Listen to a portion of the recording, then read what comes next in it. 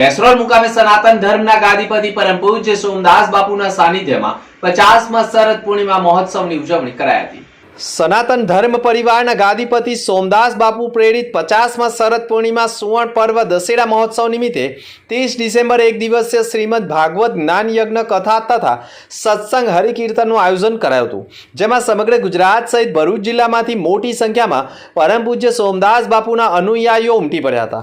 જેમાં બપોરના 4 વાગ્યે ધનજીભાઈ પરમારના નિવાસસ્થાન નવેઠાથી સોમદાસ બાપુની ભવ્ય શોભાયાત્રા નીકળી હતી, જેમાં ઝાંઝરખાના ગાદીપતિ ડોક્ટર શંભુના ટુંડિયા સહિતના સંતો ઉપસ્થિત રહ્યા હતા। જ્યારે ભરૂચના સાંસદ મનસુખ વસાવા, વાગડાના ધારાસભ્ય અરુણ સિરણા, ભરૂચના ધારાસભ્ય રમેશ મિસ્ત્રી, દીવ દમણ અને દાદરા નગર હવેલીના પ્રભારી દુષ્યંતભાઈ પટેલ સહિત રાજકીય આગેવાનો અને સનાતન ધર્મ પરિવારના સભ્યો પણ શોભાયાત્રામાં જોડાયા હતા।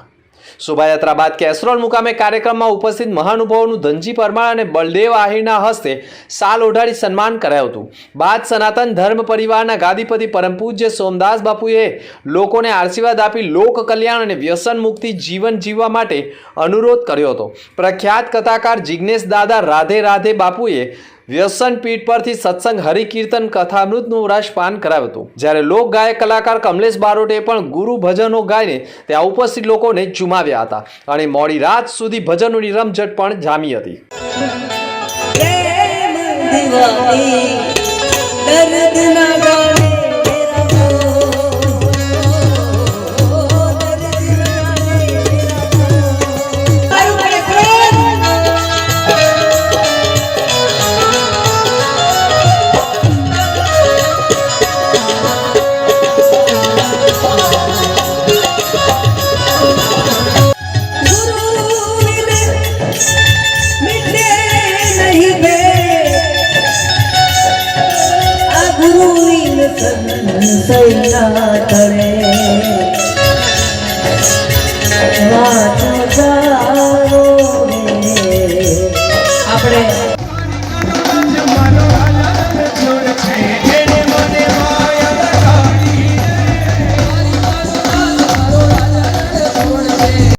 આજનો પ્રસંગ ભરૂચ અને નર્મદા જિલ્લા માટે ગૌરવનો એટલા માટે કહી શકાય કે અહીં સનાતન ધર્મની આલેખ જગાવ્યા પહેલાના આજના દિવસે આપણે એને સ્વર્ણ જયંતિ મહોત્સવના નામથી ઉજવણી કરી રહ્યા છીએ। આ ધર્મની સ્થાપનાને અહીં ભરૂચ ખાતે પૂજ્ય સોમદાસ બાપુના સાનિધ્યમાં અને એમના ગુરુશ્રીના આદેશ થકી બરાબર આજથી 50 વર્ષ પહેલા એમણે આ ધર્મ કાર્યની શરૂઆત કરી અને એટલે સાર્ધ શતાબ્દી મહોત્સવ સાથે આજની આ ઉજવણીનો અતિ આનંદ સાથેનો પ્રસંગ છે।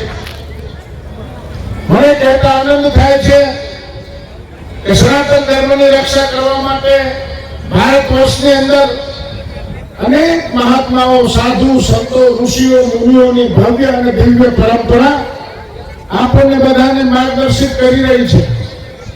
પરંતુ આપણા માટે અહીં આજે ગૌરવનો વિષય તો એટલો જ છે કે અહીં આપણે વચ્ચે રહી અને પરિવારના લોકોને પોતીકી ભાવનાથી જોડી અને લોકોને જે અંતિમ પાયદાન પર બેઠેલા ગરીબ, દરિદ્ર અને લોઅર મિડલ ક્લાસના જે પરિવારો છે એ પરિવારો દિશાહીન ભટકી જતા હોય છે। સામાજિક દૂષણોનો કોઈ પાર નથી। કરેલા કાર્ય એ જે આટલી શિયાળાની ઠંડીમાં પણ આટલા બધા લોકો જે ઉપસ્થિત છે આ એનો પરિચય કરાવે છે। શંભુનાથજી બાપુ આપ બેઠા હોય તો મારે એક વાત આપને કહેવી છે। મારી વિધાનસભા ક્ષેત્રની અંદર આદિવાસી વિસ્તારના બહુ કામો છે। સોમદાસ બાપુએ શું કામ કર્યા છે જો એની ખરેખર વિગત લેવી હોય તો એનો સાક્ષી હું છું।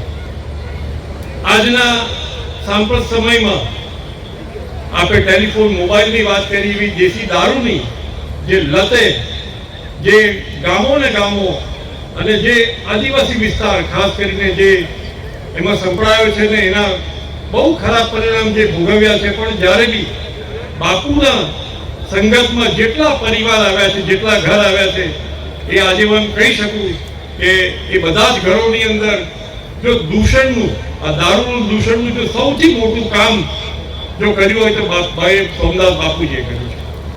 અને કેટલાય લોકો દારૂથી પણ દૂર રાખવાનું કામ આપણા સોમદાસ બાપુએ કરેલું છે. ત્યારે હું ખૂબ ખૂબ હૃદયથી અભિનંદન આપું. સાથે સાથે ભાઈ શ્રી ધનજીભાઈ એ પણ આ સનાતન ધર્મને વધુ ને વધુ પોળો પ્રચાર થાય એવા કામ કર્યા છે.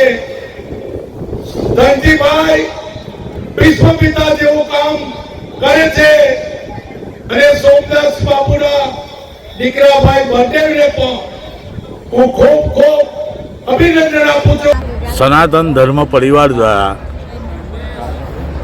શરદ પૂર્ણિમા અને દશેરા મહોત્સવ ના 50 વર્ષ પૂર્ણ એટલે સુવર્ણ જયંતિ મહોત્સવ આજે ઉજવવા જઈ રહ્યો છે.